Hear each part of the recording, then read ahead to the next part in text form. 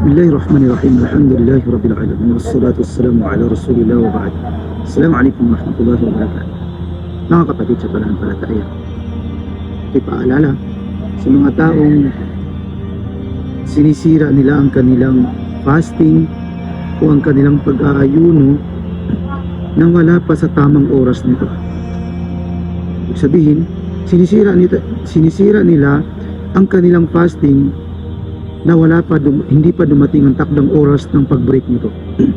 Batid niyo ba na mayroong hadith ang Propeta Muhammad sallallahu alaihi wasallam na kanyang isinalaysay nang siya ay dinala ng dalawang anghel upang ipakita sa kanya ang mga taong pinarusahan, ay kanyang nakita doon ang klase ng mga tao na nakabitin na patiwarik.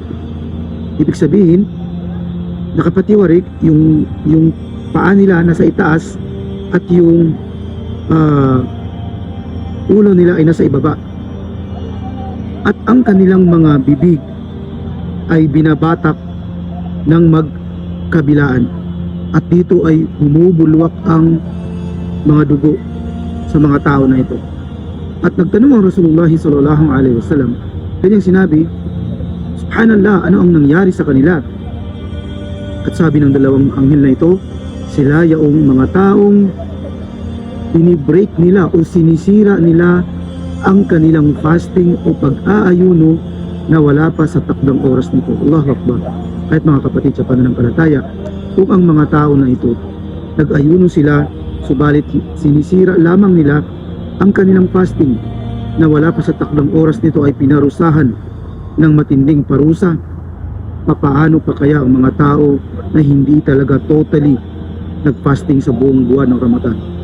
Kahit ang may papayo natin, magmadali kayong magbalik loob sa Allah subhanahu wa ta'ala, humingi kayo ng tawad at pagsisihan ang mga nagawang kasalanan sa hindi pag-aayuno sa buwan ng Ramadan.